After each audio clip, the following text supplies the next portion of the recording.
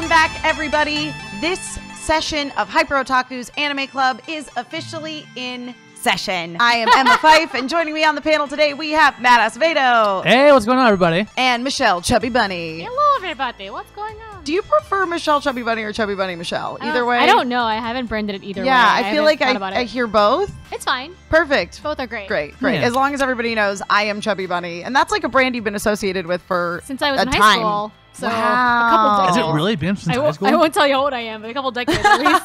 Yeah. That's awesome. I did not know that. Yeah. So sometimes people yell at me in the street, Yes. Chubby Bunny, and I'm like, ooh. Well, hold you on, know, hold on. speaking of reminiscing back on our childhoods or Good our segue. teenage hoods, it was brought to our attention recently that we actually released to the public our official review of Grave of the Fireflies on what was the 30th anniversary. Jesus, yep, 88. to That's the 30 day? years to the day. Yeah, to the day. 30th anniversary of both My Neighbor Totoro and Grave of the Fireflies, because they were released on the same day as a double bill by Studio Ghibli. So we thought that, you know, to follow up all of the sadness and dark talks of war times this week, we talk about a more pleasant post-war film this week. But before we get into that, a couple of things to address. So last week, Michelle, you told us all about some adorable, if somewhat confusing, horse girls in Uma Musume. Am I saying that right?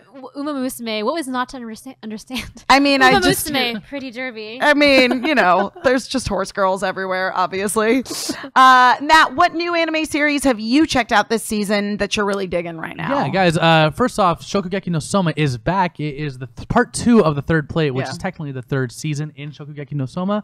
And it leads off right where the first half ended, and it's exactly what you wanted. It jumps right in, and we get some great development with these characters that between Souma and Erina, they just have been like working so hard to build this relationship, and I don't think in a romantic way. I don't see them romantically, but as friends. Yeah, I mean, it's what I feel like with Shokugeki no Soma, it wouldn't bother me if that became a romantic relationship, but I also don't necessarily see it as that. Yes, exactly, same. But we're finally getting Erina is opening up and actually taking charge and seeing, and she's kind of like, you know, after knowing that like Souma is Joricho's son, she's kind of acting more and more like Souma, and it's for the Polar Star Dormitory to take charge and to win and beat Central, and which leads us to our story arc where they're going across country to complete challenges, and it's so much fun, and we're getting some ridiculous villains. Like the last episode had this crazy like like the old lady instructor who was classic. Right. Yeah, like you'll never beat my tricks. Oh, great. But guys, if you haven't checked out, make sure to get in there. It's exactly what you want from Shokugeki, and the food continues to amaze me. And I love the train theme they pulled together from the intro, because when I first watched it, I'm like, why are there so many trains in this introduction and the ending? Yeah. And they got in the train, and I was like, I got it. Yeah. Got you, trains. Another thing that I've been watching lately, guys, is Lupin the Third.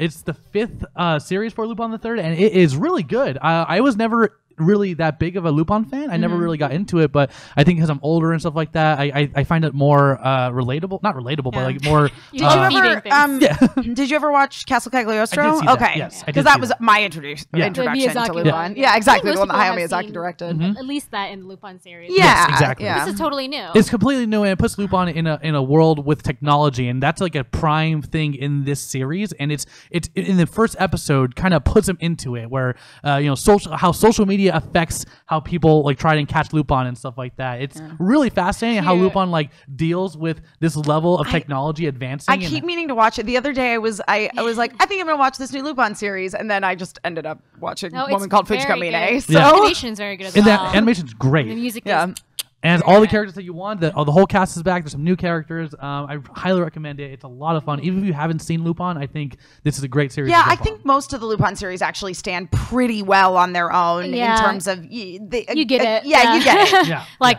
he's a thief, he's got friends, and there's this one officer who's after him, and he'll get him one day. Yes. The last series I highly recommend is Persona 5 the animation. Guys, if you haven't played the game Persona 5, you're going to want to after watching the series. Yeah, dude.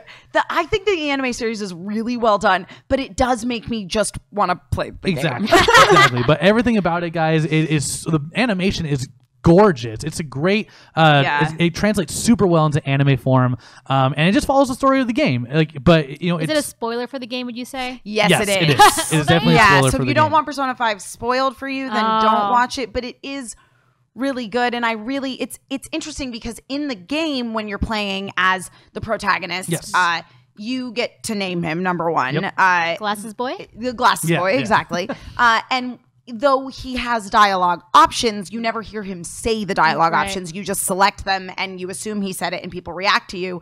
So it's really interesting to watch this show and hear the main character talk. And I really like the choice that he makes. Same. The guy who's his Seiyu, to be sort of unassuming and whatever when he's just regular Amemiya Ren, but then when he's Joker, he's like oh, he's like deep voice, it's super confident. It's like weirdly sexy.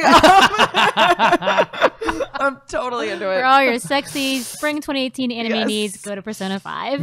So I recommend those for sure. There's several more out there that we didn't even get to talk about, but those are what I'm watching. We'll keep touching on various new anime series because this season overall is just so strong. Kick ass. It's amazing. Yeah. But big news in the anime world on Western television. Adult Swim's official Facebook page has announced that it will air 3 seasons of My Hero Academia, all 3 of them, during the Toonami block on Saturday nights starting on May 5th at 11:30 p.m. after Dragon Ball Z Kai.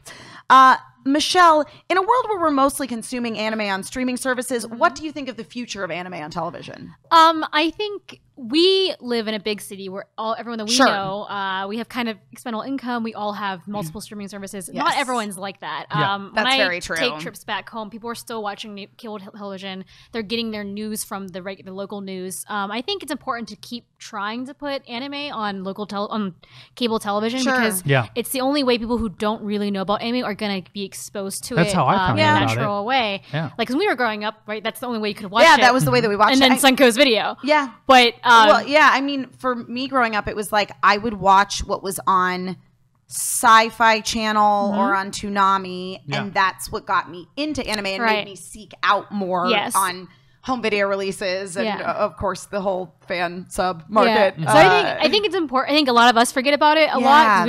I don't have cable network in my house at all. Definitely not. But I think it's important for newbies to come in and see something good. I totally agree. Especially My Hero Academia, is a very good intro to anime.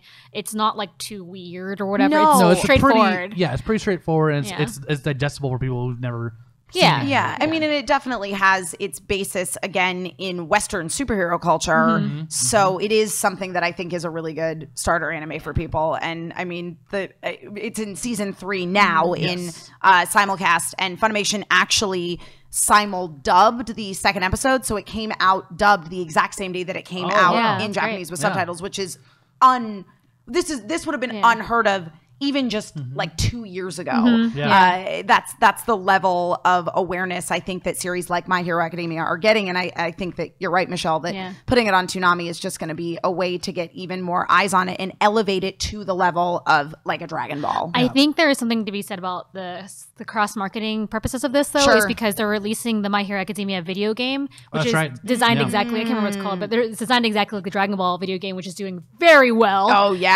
So it's the same kind of cell shading fighting game. I can't wait. And I think that's why they're like, okay, let's get this on national TV, and then we will also release the game, and hopefully the paths will cross. I'm gonna that's a really smart move. In terms of the longevity of having a station like Toonami having anime, if they want to have anime work, especially with the ones that tend to appeal to a broader audience, that's a very long shonen typically, and like in order for that to work, it needs to be at least 5 days a week. There's no way, like One Piece didn't get any credit at all because they started off in Thriller Park, which is like hundreds of episodes in already. It's once a week, and like there's no way you're gonna catch up. It needs to be, in my opinion, like we had it like Monday through Friday, every day, set schedule. Friday. I mean, unfortunately, they don't do Toonami that way anymore. Toonami is just on Sunday nights. I definitely do miss those old days of, man, I gotta rush home from school so I can catch the next episode of Gundam Wing. And there's an energy to it. Like I used to have PS View last year, and on Saturday night I'd turn it on, and like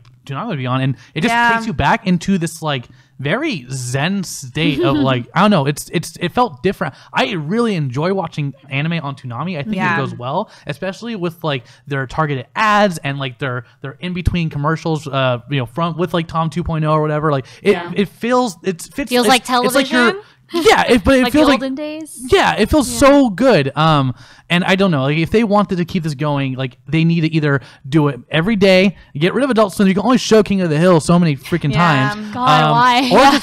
Or Cartoon Network, Time Warner, just go ahead and make a Toonami station that has a scheduled set time of anime that you want to show. You have the, I feel like you have the IPs because it's kind of like that was the original idea with Cartoon Network anyway. Was that Cartoon Network was what Boomerang ended up becoming, which was this is a station where we just replay all this stuff that you liked when you were a kid. It was more for adults, quite honestly, with the intention of you guys watch this as kids. It's totally fine for your kids to watch this. Yeah. And Sci-Fi Channel was the same way, where it was re-airing movies that you already liked. And I think that we're getting back to that a little bit with Sci-Fi Channel, so it will be really interesting to see where these things go. Yeah, I totally agree. So we'll see. But I think it'll work for My Hero because it's it's not too long of a series. It's like a it's only 2 seasons in. But so for far, longer shows, even Hunter, episodes. like I'm surprised Hunter's doing so well. But that's only 150. But like. Yeah. I think My Hero Academia will do really well. I think so too. People will be all caught up on the series, which is it just continues to be so good. Yeah, it's only 30 seasons. People can caught up. Yeah. It's fine. I loved Pixie Bob and Mandalay, the Wild Pussycats. Oh my god! I was like, what is this? It's great. I don't care. New characters? Yes, please. More. Are they cats? Oh, great. I also love that Pixie Bob is supposed to be like 31, which just makes me so I'm in my happy. heart, I'm 18 forever. I was like, all right, girl. I heard that story before. Yes. So speaking of the sort of like nostalgic way in which we used to consume anime, there is a new book out. It is called Anime Impact. It is written or more edited by Chris Stuckman, who is a very prominent YouTube film critic. It includes entries basically about anime series that made an impact on people's lives, that have stuck with them, that resonated with them at a certain age for whatever reason. The movie we're going to talk about today, My Neighbor Totoro, is certainly in there. Oh, yeah. And people who contributed to it include people like Alicia Malone, who's a host for Turner Classic Movies, Ernest Cline, who wrote Ready Player One, wrote some articles for it, and so did I. I actually wrote 5 entries for that book. Oh, great. That's awesome. And it's now available on Amazon.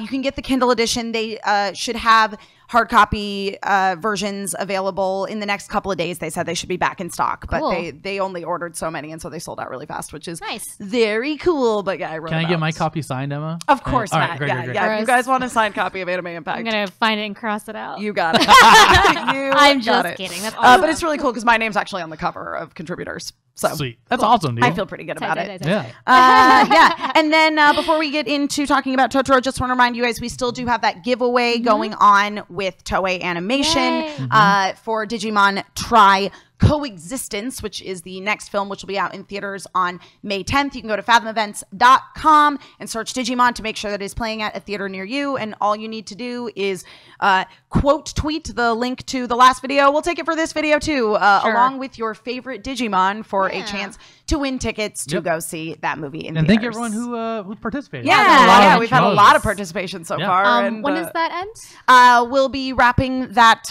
promotion up on our next episode. Once we get into the month of May. Yeah. So get to it, kids. Get on it, guys. Also, we forgot to mention our Patreon situation. Oh, yes. Also, guys, thank you to anybody who is a Patreon subscriber. You might be watching this on Saturday instead of watching it on Monday when it is released to the public. So if you guys want to become a Patreon subscriber, then you get early access to these videos. And it really helps us out here at the channel. It gives us an opportunity to create more content and do more anime stuff, you know? Yeah, the more we see patrons coming from this video and stuff, like the more we can do stuff like this. So thank you guys so much. So if you subscribe to our Patreon, leave a little message that's like, I'm watching Anime Club, all about it. Yeah. Cool. All right. So last week we discussed the fact that Grave of the Fireflies, which released in 1988 in April, was simultaneously released with another film, My Neighbor Totoro. Ooh. I read a little more about that and the reasoning behind it, and it was actually lauded as like a very good idea. Oh yeah, it totally was. It was Studio Ghibli was just starting out, and Blvd was just starting out. Because I know it reads Ghibli, but it's Ghibli. Yeah, it's Ghibli. When they were first starting out, they hadn't made a name for themselves yet, so this was their big impact thing. They had done Nausicaa and stuff already, but they were like, we need to like really make an impact, so we're going to release both of these to show the full range of what we can do with your heartstrings. Well, Hayao Miyazaki had directed Nausicaa. The first Studio Ghibli film was Lost in the Castle in the Sky. Yes. Yeah, because Nausicaa was actually Toei. Oh, that's right. Yeah. Oh, wow. Anyway, so this is kind of like their big, foray into like children's anime content and as well as adult content. They're like, look what we can do. All this stuff. Absolutely. Yeah. So it was 1988, the year of so many years ago. It was. Fascinating is like I feel like both kind of touched on similar topics. They and kind of do. Yeah. In very different contrast ways. Yeah. So my question is this: so it was a double billing, but they weren't like a double feature. Where I cannot find any information on whether... I actually thought it was a double feature, but I'm not sure now that you said that. No, that's what I said too, because I also initially thought it was a double feature, but it was this big double billing. I don't, again, know if that is the same thing as what we would call a double feature here in the U.S., where they actually played back-to-back, because neither film is terribly long. No, they're both pretty short. But my question to you guys is, which would be worse to see first? Nausicaa, Totoro, or Grave of the Fireflies? Yeah. I feel like it'd be better to see Grave of the Fireflies first. Same. I totally agree. All the tears out of your body, and then like be healed by Totoro. And I feel like if you didn't know the studio and stuff like that, and you watched Totoro first, you'd be like, "Oh, what a fun! Oh my god, you're Let's right. watch this next one." Oh god, and then you what would have we feel done? very crushed and upset. But then also, do you wonder then if people who saw Totoro first were more likely to see Grave of the Fireflies? I don't, because people who saw tricked? Grave of the Fireflies might have been scared off. Oh yeah, that's true. I got bamboozled. I don't know. I think it depends what their advertising campaign was about. Like, was it like, this is good for everybody. This is all fine. Don't worry. It's going to be great. And then everyone's like, it's not fine. It depends. If you don't know, Totoro, My Neighbor Totoro, or Tonari no Totoro in Japanese, is about two girls and their father who move into a new house in the countryside, and their mother is ill.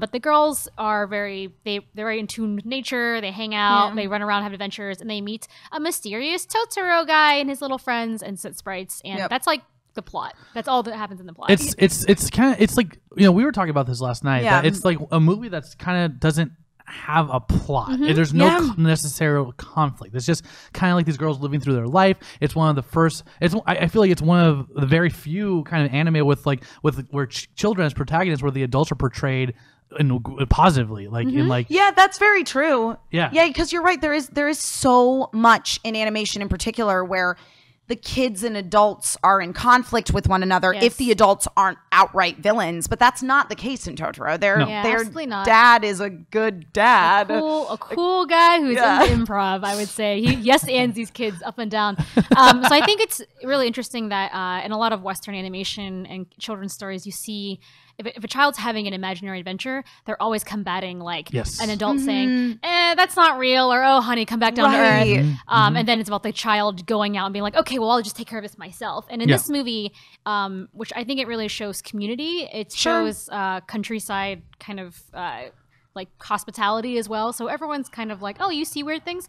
That's cool. And the granny is like, oh, I feel like I used to, whether she's lying or not, she's like, when I was young, I saw things too. So I can't see them anymore. So enjoy it while you can. It's like really, really sweet and unusual to see adults agreeing with children and believing them, I would say, or at least pretending like they believe them. Yeah. And I would say that the only factor, I feel like it's about kind of childhood innocence as well. But the mother sick is kind of like the fear of growing up. But I mean that in like a very light, minor sense in this film. I love that they didn't treat the mother's sickness. There's a moment where one of the girls says like, do you want her to die? Like the mortality comes into play. Sasuke says that to me. But then besides that, they treat illness as a natural part of life that it'll be fine, don't worry. I mean, I think that is the thing that's really interesting about My Neighbor Totoro is, we brought up the idea that there is no conflict really. There's certainly no antagonist, but bad stuff does happen, just like bad stuff happens in life. And it's not big, catastrophic, life-changing, horrible events. It's like, nah, mom is sick and she can't come home from the hospital this weekend, even though she was supposed to, because she had a minor complication. That's what we find out at the end of the movie is she just had a cold. It's not a big deal. I would say the levity that the girls bring to the situations, they treat, I would say they treat like not being able to see the soot sprites right away with the same levity as they do with like, oh, well, my mom's coming home this weekend, but she can't stay permanently. She has to go back to the hospital. Kind of like, this is fine. We're dealing with it. And like, it's just showing kids, I think, that they can deal with big problems too, the same way they deal with the small problems. I feel like they deal with school in the same way, where it's like, oh, like your sister's here. No, what are you gonna do? And it's like, it's fine. I talked to an adult about it, and they were cool with it, and she's just here now. Yeah, and that's all we have to talk about. You know, I also like kind of like saw that Miyazaki, like he wanted to feel like, you know, his childhood growing up, where he played outside, he always went out there. He firmly believes that, as you know, back then, to quote from him, people like children then were like kind of getting like glued to TV and stuff, and it was altering their senses and stuff, and that he was saying that being outside was like a naturalistic healing. That sounds very Miyazaki like to me. So like and I think that's actually a really big thing for this film in particular, because the forest and them exploring, it wasn't only healing for them, but they were sending letters to the mom, and the mom in a way was being healed by their daughters sending them these adventures. The stories of nature. The stories of nature. Well, it's interesting because Miyazaki would have been 17. This is supposed to take place in 1958. And he did put an excruciating amount of detail into making sure that he really accurately portrayed this time period. And it's so interesting when you look at this sort of in contrast with Grave of the Fireflies. They're both looking at these interesting periods of Japan's history. Grave of the Fireflies, of course, being all the tragedy that happened during World War II, and then this is what you have coming out of it. I think I would say that when I watched this movie, I didn't think of it as happening in like the 50s or anything. I thought of it as, I think it could happen. It could be happening now, because in the countryside, time is a little different there, and like the amount of technology people have, like you can have internet anywhere, but like in the country, like even like where my husband's parents live, like they didn't have internet until last year. So like this is and they're not that far away from the city, so it's just like this is pretty normal if you just get away from a city. So it's interesting to see like, you know, hey kids, you can just have adventures by just walking around, and they kind of have a lot of independence in this, I would say, because they do. Japanese children in general do. It's interesting though, because I didn't have certainly their level of independence as a kid, but it never bothered me when I watched this when I was young. As an adult, I have a little more anxiety about them wandering around on their own, but as a kid, I never thought, man, my parents would never let me do that. I think, and as we get, I think more abridged away from that, it's like kids today aren't really allowed to just wander around outside by themselves. And not just that though. I think that there's children, like people these days growing up, they don't. I mean, you know, I'm not talking broad, but there's a good amount of kids that don't do this as much as Miyazaki would put it. And part of that is like, you see the father, like he goes and says, this is the great tree, like this is the forest spirit, like, and we pay our respects to it, even though he was like, I don't know, like if he believed that or if he was like just doing it, you know, for girls or for whatever reason he did it. Really those girls are still going to go up and grow up and subconsciously be like, you know, environmentally aware that this is the forest and we respect it, because it, you know, and like, you know what I mean? Like, it's. I think that there's something really cool about that we don't really it could talk be about like nowadays. A message. I mean, going off what you said, it could be kind of like a message of you can only really learn this respect for nature when you're young. There's definitely something to be said about, you know, Mei finds the soot sprites first and sees them, and then Satsuki has to kind of search because she's a little older. She doesn't see them right away, and she does eventually, but it like takes work on her part. And then the granny mentioning that when I was young, I used to see them, but now I can't. It's kind of like, this is the only time you have to experience that. The only time you'll have, I guess, time in your life to do that. So you should go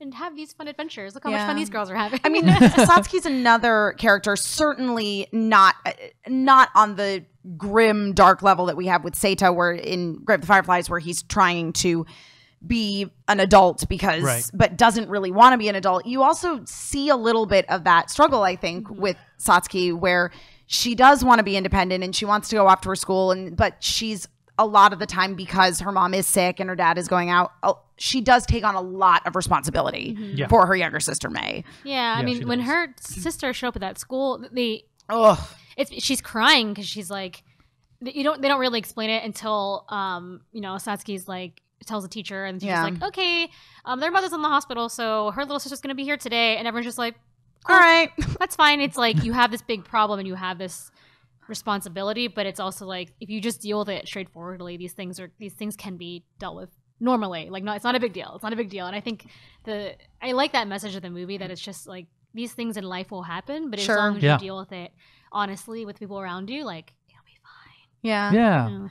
Yeah. I think that I always kind of, because I have a younger brother, and in this I feel like I related to Satsuki a lot, where she wanted to be responsible for her younger sister, but was also like, she's also trying to develop herself independently of that. Because I remember, you know, as a kid with my brother, my brother's still one of my best friends. We get along so well, but there were times where I wanted to go off and do my own thing, and very much like Satsuki, who basically is like, all right, May, well, you're going to stay at this school with me, because there is a little bit, I think, of this feeling of, well, I do need to be responsible for my sister, and I need to make sure that she's taken care of and she feels okay. Yeah. So because I remember feeling that with my brother sometimes, where it was like, I would be hanging out with my friends, and then my brother confronted me one time and it's like, this was when I was home from college, so he was in high school, and even then he's like, are we gonna just hang out by ourselves? And I felt terrible. So yeah.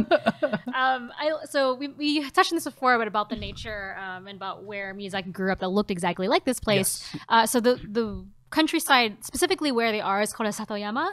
Yama means mountain. Sato can be like the gap between. So it's where like the valley and the mountain meet. Is a specific kind of place where a lot of Japanese villages traditionally have grown up next to, because there's a lot of nature, and it's easy to arable land.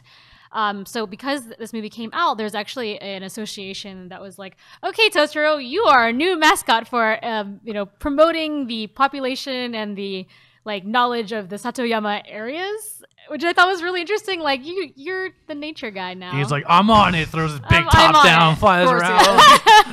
Yes, he's the what's that bear called about the forest fires? Smokey. He's a Smokey Bear of Japan.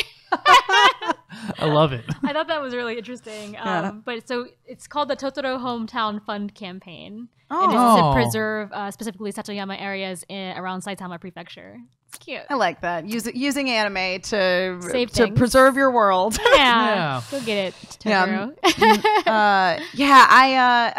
I mean, it's interesting. When did you first see My Neighbor Totoro? Do you remember? I think I must have already been in college. Okay. No, maybe I was in high school. I can't remember. Yeah. It was on VHS, whatever it was. Yeah, I saw on VHS too. It wasn't on TV? Was it on TV? No, because I don't know if it ever aired on TV. The original dub of My Neighbor Totoro was dubbed for flights between the US and Japan to air them on the flights. Weird. And it was eventually released on VHS, and I think Laserdisc. Yes. Oh, definitely on Laserdisc, and possibly on DVD, because the Disney dub of My Neighbor Totoro, which is the one that anybody that's watching it now that's on the Blu-ray, you've probably seen. It's the one with Elle and Dakota Fanning as the sisters, and Tim Daly plays their dad, and Frank Welker does the voice of Totoro, aka the voice of Megatron. Wow. So, yep. He does a lot of creature voices. Listen to that roar. You can hear it. You can hear. And Leia Salonga is the mother. Megatron. Yeah. It's funny they had to even redub that, but go ahead. I know. I know why they redubbed Totoro. I don't know, but Frank Welker, he was the king of creature voices before D. Bradley Baker came along, and now they kind of both do it. So yeah. But anyway. So yeah, that dub though, the original one, you can't even get it anymore. But because the Disney dub wasn't done till like 2006, I want to say. Yeah. So I assume that the original one was also released on DVD. I think I did see that original dub, but I don't have very vivid memories of it. I think I might have seen a bootleg of it or something way back in the day. I remember specifically the intro and seeing like those little VCR lines. Yeah, I think I remember seeing it. My first image of Totoro was on like a preview for my Snoopy Come Home VHS. I think. Oh man, which is like such a deep cut. Awesome. It was like a montage of like, it was one of those commercials on VHS that had like 4 or 5 movies that they were advertising at once, and I just remember him going like, out of context, it's scary. Out of context, Totoro's frightening. And I was like, what is that thing? Yeah, I was definitely aware of the image of Totoro, I think, before I ever saw this movie. Because the first Studio Ghibli film I ever saw was Kiki's Delivery Service, because I was obsessed with Kirsten Dunst as a kid, and she did the voice of Kiki in the dub. And then the next one I remember really seeing was Princess Mononoke, and that I rented that on DirecTV as soon as it came out, and that I just watched it for 24 hours. I just straight, like that. I feel like this film is just like it's meant for literally all ages. Like you can watch it as an adult, and like, oh my god, my friend Amy, who has these 2 twin girls, when they were little, they started watching Totoro the dub, and this thing they do now with their dad is in that scene where they're all in the tub and the daddy goes, oh, I know. Yeah. They do that with their dad, not in the tub, just do it like anywhere. They'll be like, Daddy, round. It's really cute. And I think that's why dubs are important. It's just so kids can grow up on anime, guys. Yeah, absolutely. That the relationship between the girls and their dad is really cute in this movie. It's really, really good. I think that's another thing, is I had a really good relationship with my dad as a kid, so this movie just really resonates with me. Actually, in animation, usually the dad is missing, or it's always like motherly love, and that this features 2 girls and not like 1 boy and 1 girl, or 2 boys is actually very unique. It's very anti what the Western animation was doing at that time. Yeah, so, for sure. It's like little girls can have adventures, and it's safe. It's fine. Yeah, I like it. It's like just a hug watching My Neighbor Totoro. It's really warm. I really want to address this here. I'll show on this camera. So the cover of this DVD shows a little girl who's under an umbrella, but in the scene in the movie, we know that it's Satsuki holding Mei on her back. What they've done here is shown a character who's not even in this movie. They mashed up Satsuki. It's Mei's face wearing Satsuki's clothing. Yeah, it's really weird. And this is a Disney release, so it's just like, come on, Disney, get it together. All right, this is weird. But aside from the cover art, the Blu-ray release is really, really nice. Yeah, that just confused the heck out of me. So My Neighbor Totoro, if you've never watched it, please do. It's a happy afternoon. Yeah, and you know, like I said, I think this is timeless, as Michelle said too. Like it could take place any time period. So go out, watch it. You could have kids that have this kind of childhood. It's pure and great and full of nature. Yeah. So any other thoughts on My Neighbor Totoro before we wrap this up here? Cat bus. At first, Cat Bus scared me. Right, because it's weird. He's just, weird. Smiling and there's in the rats background. like attached to it. They released a small animated short that they only showed like the Ghibli Museum and like in America like twice at like an event, and it's of a mini like a kitten cat bus. Aww. And how it fits Mei inside, and she has a little adventure with all the other cat buses, and they go meet the grandma cat bus, which is like the size of like a building and holds like tons of Totoros. That is adorable. Dang, that's cute. awesome. I love that. Yeah, it's very good. Love it. That's my favorite part is cat bus. Yeah. I mean, it's iconic, really. Yeah. But there's so many things about this movie really are. Yeah. If you've never seen My Neighbor Totoro, I would be shocked if you weren't already aware of it. And just how many like animation and film today like pull references, direct scenes from it. I just saw Bob's Burgers that was literally the Thanksgiving episode. It's so good. Oh yeah, and there's that Simpsons episode that was Miyazaki. Yeah. Yep. So if you haven't, like, do yourself a favor, do it. Yes. It's literally referenced all across pop culture because and it's literally their mascot. Quintessential viewing. So yeah, guys, next week we are going to dive into the sort of book club format that we want to have here on Anime Club. So we will be starting a series that we encourage you to watch along with us. So your assignment for next week, we were celebrating the 30th anniversary of Grave of the Fireflies and My Neighbor Totoro. Well, this year is the 20th anniversary of a really good starter anime for anybody that's never watched any anime at all, and that is Cowboy Bebop. Yay! So next week we are going to be covering episodes 1 through 9 of Cowboy Bebop. You guys can check those out on Hulu and other places too, but they're definitely all on Hulu, and a lot of people who just have streaming service subscriptions have Hulu. And the dub's great. Yeah, the dub of Cowboy Bebop is really good. I watched the dub first. I don't think I've seen all the episodes in Japanese. No, I definitely haven't. Yeah, the dub of Cowboy Bebop is fantastic. So Cowboy Bebop episodes 1 through 9. Watch those for next week. And you know, guys, this meeting of Anime Club. Oh, geez, the hammer is adjourned. Bye, everyone. Bye. What's up, fellow otaku, or weeaboo, or is it weeaboos? Whatever the plural may be, the professional adjacent team HyperOtaku here at HyperRPG is here to sort out exactly what those terms mean. Otaku is very commonly associated with the anime and manga fandom, but its actual meaning is closer to what Westerners would call a geek or a nerd, a person who is obsessed with an aspect of pop culture, often to the perceived detriment of their social skills. Weeaboo is more related to the anime and manga fandom since it's basically synonymous with Japanophile, meaning a non-Japanese person who's obsessed with Japanese culture, though weeaboo does definitely skew more towards someone whose obsession stems from a love of anime. Both terms were originally derogatory in nature, with weeaboo especially evolving out of a really awful 2000s term called Wapanese, meaning white or want to be Japanese, intended to demean Westerners with an appreciation for all things out of Japan, but they have since been reclaimed by the people they were originally intended to disparage. They can now be used more or less interchangeably in the West to refer to someone who really likes anime and anything related to Japanese popular culture or traditional as a result.